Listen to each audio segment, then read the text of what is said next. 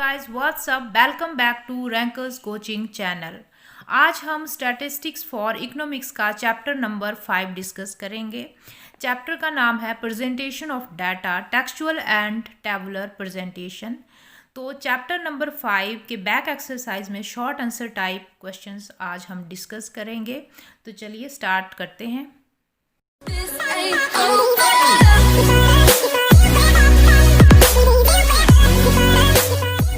तो question number 1 है, what is the difference between table and tabulation. Table and tabulation में क्या difference है?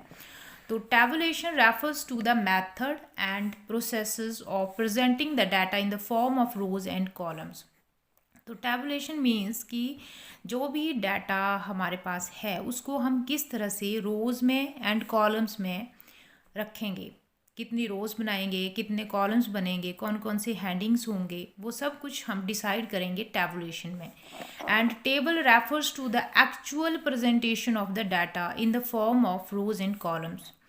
तो जब ये डिसाइड हो जाएगा कि किस तरह से रोज़ बनानी है, कॉलम्स कितने बनाने हैं, क्या क्या हैंडिंग्स होंगे, तो जब हम एक्चुअली उन कॉलम्स और उन रोज़ को बना लेंगे तो एक टेबल बनकर तैयार हो जाएगा, तो वो होगा टेबल। तो हम बोल सकते हैं कि table is the consequences of tabulation, यानी कि टैबुलेशन में हमने ये डिसाइड किया कि कितने कॉलम्स एंड रोज़ बनेंगे और उन मेथड्स के थ्रू हमने कॉलम्स एंड रोज़ जब बना दिए तो वो बन जाएगा टेबल। चलिए नेक्स्ट क्वेश्चन देखते हैं।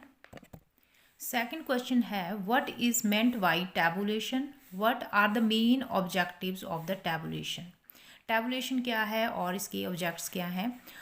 तो tabulation is the method of placing the organised data in a tabular form. Tabulation में हम रोज एंड कॉलम्स में डाटा को ऑर्गेनाइज करेंगे, ठीक है। और टैबुलेशन में भी सिंपल, डबल एंड कॉम्प्लेक्स। तो अगर हम जो टेबल बना रहे हैं उसमें सिंपल एक करैक्टरिस्टिक्स को शो कर रहे हैं तो वो सिंपल टेबल होगा। जब हम दो करैक्टरिस्टिक्स को एक ही टेबल में प्रेजेंट करेंगे तो डबल टैबुलेशन मतलब डबल टेबल होगा। एंड कॉम्प्लेक्स टेबल मीन्स कि जहाँ पर मोर देन 2 करैक्टरिस्टिक्स को प्रेजेंट किया जाएगा, शो किया जाएगा, तो उस तरह के टेबल कॉम्प्लेक्स टेबल्स होंगे। अब देखते हैं कि ऑब्जेक्टिव्स कौन कौन क्या क्या हैं टैबुलेशंस के। To simplify the complex data. तो टैबुलेशन में क्या होता है कि जो भी रॉ डाटा है उसको रोज एंड कॉलम्स में अरेंज कर दिया जाता है। तो वो डाटा अब जो देखने में इकट्ठा था और उसका कोई भी कंक्लूज़न निकल कर नहीं आ रहा था, लेकिन जब हमने उसको टेबल में प्रेजेंट किया तो वो काफ़ी सिंपल हो गया समझने के लिए। एक नज़र से ही हमें पता चलेगा कि इस टेबल में क्या दिखाया गया है। सेकंड है, टू फैसिलिटेट द कंपैरिजन। तो जब हमारे पास बिल्कुल क्लियर इंफॉर्मेशन पड़ी होगी तो हम उस डाटा को और डाटा मतलब और भी जो लास्ट ईयर्स के डाटा हैं या फिर किसी और पैरामीटर के हिसाब से हम अदर इंफॉर्मेशन के साथ उसको कंपैरिजन कर सकते हैं और एक अच्छा कंक्लूज़न निकल कर आ सकता है बिजनेस के लिए। थर्ड है, सेविंग ऑफ स्पेस। जब डाटा टेबल में हम दिखा देते हैं तो इससे सेविंग ऑफ टाइम भी होगा जब हम उसको स्टडी करेंगे, जो रीडर है स्टडी करेगा, और एक सेविंग ऑफ स्पेस भी इससे होगा। To facilitate further statistical analysis. तो जब टेबल में इंफॉर्मेशन दिखाई जाएगी तो आगे और ज़्यादा हमें कोई एनालिसिस करने हैं या कोई प्लानिंग करनी है तो उसके लिए टेबल काफ़ी हेल्पफुल रहेंगे। And it brings out the main characteristics of the data. तो जब टेबल में सारी इन्फॉर्मेशन होगी, वन साइड से ही हमें पता चल रहा है कि ये टेबल क्या इन्फॉर्मेशन देना चाहता है, तो एक तरह से एक मेन करैक्टरिस्टिक्स क्या है इस डाटा का जो हम टेबल में प्रेजेंट कर रहे हैं, तो वो इजीली समझ में आ जाएगा। चलिए नेक्स्ट क्वेश्चन देखते हैं। थर्ड क्वेश्चन है, discuss the main forms of a table. एक टेबल के फॉर्म्स क्या क्या हैं। यहाँ पर टेबल्स के टाइप्स नहीं पूछे गए हैं, main forms of a table. एक टेबल के फॉर्म्स कौन कौन से हैं, मेन जो भी हैं। तो फॉर्म्स ऑफ टेबल्स हैं the title, table number, caption, stubs, body of the table, head notes. ठीक है, तो यहाँ टेबल में हम इसको देख लेते हैं। यहाँ पर टेबल नंबर दिया जाएगा। ठीक है, जो भी नंबर, टेबल नंबर, जैसे जहाँ पर हम टेबल बनाते हैं तो टेबल नंबर्स डाले जाते हैं, तो यहाँ पर टेबल नंबर आ जाएगा, जिससे कि हमें पता होगा कि टेबल की लोकेशन क्या है नंबर से। ठीक है, नेक्स्ट टाइटल दिखाएंगे। टाइटल अट्रैक्टिव होना चाहिए और टाइटल ऐसा होना चाहिए कि जो पूरे टेबल की करैक्टरिस्टिक्स को शो करे कि इस टेबल में क्या दिखाने की कोशिश की जा रही है। तो टाइटल से ही हमें पता चलना चाहिए काफ़ी हद तक कि हम क्या स्टडी करने वाले हैं। टाइटल जितना शॉर्ट होगा उतना ही अच्छा होता है। एंड नेक्स्ट है हेड नोट। हेड नोट में एक्चुअली एक्स्ट्रा इन्फॉर्मेशन दी गई होती है जो कि टाइटल से हमें पूरा पता नहीं चल पाता है। जैसे कि जो भी इंफॉर्मेशन हम दे रहे हैं वो लैक्स में है, टन्स में है, नंबर्स में है, किस मतलब मेजर्स क्या होंगे वो हेड नोट में दिखाए जाएंगे। ठीक है, अब ये यहाँ पर ये कॉलम्स होंगे। ठीक है, और कॉलम्स का जो हैंडिंग होगा वो कैप्शन कहलाता है। ये 1 मार्क्स क्वेश्चन आ जाता है। तो जो कॉलम्स के हैंडिंग्स होंगे वो उनको हम कैप्शंस बोलेंगे। एंड ये जो रोज़ हैं, ठीक है, ये रोज़ के जो हैंडिंग्स होंगे इधर, उनको हम स्टब्स कहते हैं। रोज़ हैंडिंग्स को स्टब्स कहते हैं एंड कॉलम्स हैंडिंग को कैप्शंस कहते हैं। ये 1 मार्क्स क्वेश्चन आ जाते हैं, तो इनको याद करिएगा आप। एंड ये सेल्स बनाए गए हैं, ये बॉडी ऑफ द टेबल है।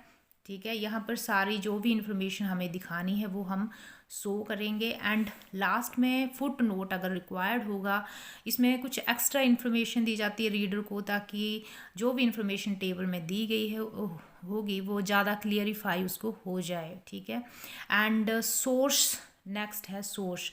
सोर्स मीन्स कि अगर हम प्राइमरी डाटा यूज़ करें फिर तो सोर्स की ज़रूरत नहीं है, लेकिन अगर हम सेकेंडरी डाटा यूज़ कर रहे हैं तो हमें बताना पड़ेगा कि कहाँ से हमने ये जो टेबल में इंफॉर्मेशन दी जा रही है कहाँ से हमने ली है, पब्लिकेशन क्या है, पब्लिशर्स कौन से हैं, ठीक है, कौन सी ईयर की ये इंफॉर्मेशन है, तो वो सब कुछ सोर्स में हम दिखा सकते हैं। चलिए नेक्स्ट क्वेश्चन देखते हैं। क्वेश्चन नंबर 4 है what is meant by a two way table. Two way table क्या है, एक इलस्ट्रेशन भी दीजिए।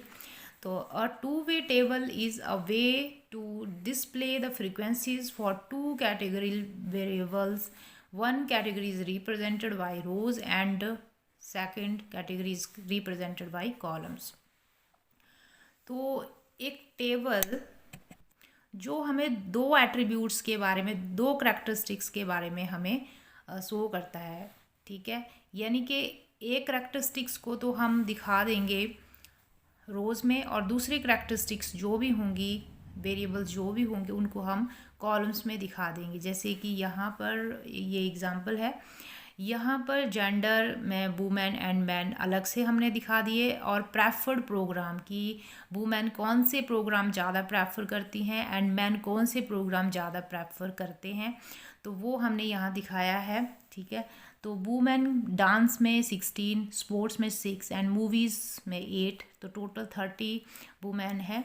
एंड इसी तरह से मैन का जब हमने किया कि प्रेफर्ड प्रोग्राम्स कौन कौन से होंगे उनके लिए, तो डांस में 2 हैं, स्पोर्ट्स में 10 हैं, मूवीज़ में 8 हैं एंड टोटल 20 यहाँ पर नंबर ऑफ़ मैन हैं। इस तरह से हम टोटल कर देंगे अलग अलग से भी और पूरा टोटल आ जाएगा। ठीक है, तो इस तरह से जब हम डिफरेंट वेरिएबल्स को हम रोज़ एंड कॉलम्स में दिखाते हैं तो वो होता है 2-वे टेबल।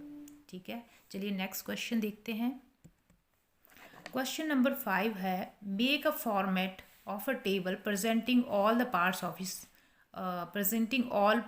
Its parts. तो ये जो 5th नंबर क्वेश्चन है ये बिल्कुल 3rd नंबर क्वेश्चन के जैसे होगा जो अभी हमने पीछे किया है। तो ये क्वेश्चन नंबर 3 का फॉर्मेट है, यही आपने क्वेश्चन नंबर 5 में दिखा देना है। ठीक है, मेन पार्ट्स यही होंगे, इसके फॉर्मेट ऐसे ही जाएगा टेबल का। चलिए अब नेक्स्ट क्वेश्चन देखते हैं। क्वेश्चन नंबर 6 है explain main parts of a table. Table के मेन पार्ट्स कौन से हैं, फिर से वही आ जाएंगे, the title, column captions, the stubs, the body, head note जिसको कि प्रीफैक्टरी नोट्स भी बोल देते हैं, and foot notes, source notes ये।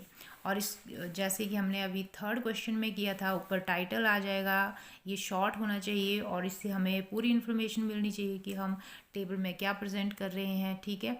एंड हेड नोट में हम दिखा सकते हैं कि मेज़र क्या है, जैसे कि वेट में वेट केजी या टन्स में है, ठीक है, या फिर नंबर्स हैं तो किस में है, जैसे अलग अलग जो भी हम स्टडी कर रहे हैं एट्रीब्यूट्स इधर, तो उसको मेज़र किस में किया गया है वो चीज़ हम हेड नोट में दिखाएंगे। ये बॉक्स हेड्स आ जाएंगे, ठीक है, ये कॉलम कैप्शंस आ जाएंगे जो कॉलम के हैंडिंग्स होंगे, ये रो स्टब्स आ जाएंगी जो रो के हैंडिंग होंगे, इधर रो स्टब एंट्रीज आ जाएंगी, द बॉडी यहाँ पर बॉडी आ जाएगी, एंड अलग अलग सेल जो है वो बॉडी को ही रिप्रेजेंट करेंगे, जो इन्फॉर्मेशन यहाँ पर फिल की जाएगी। एंड नीचे फुट नोट अगर रिक्वायर्ड है रीडर को ये इन्फॉर्मेशन देना ताकि वो इस टेबल को ज़्यादा अच्छी तरह से समझ पाए, तो वो दिखाना है। एंड सोर्स नोट यहाँ पर दिखाया जाएगा अगर सेकेंडरी डाटा यूज़ किया जा रहा है तो चलिए अब नेक्स्ट क्वेश्चन देखते हैं। क्वेश्चन नंबर 7 है, describe the 4 general guidelines for the construction of a table.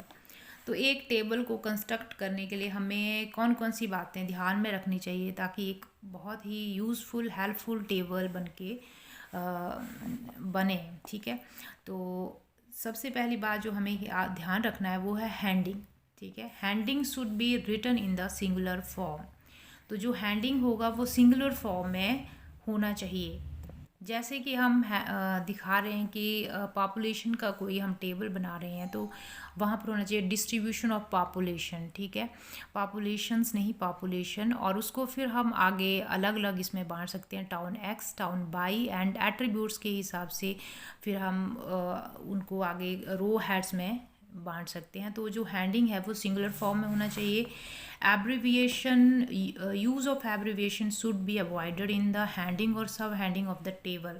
तो जो एब्रीविएशन है यानी कि शॉर्ट फॉर्म है वो हमें अवॉइड करनी है किसी भी टेबल को कंस्ट्रक्ट करते टाइम, ठीक है। एंड थर्ड है फुट नोट।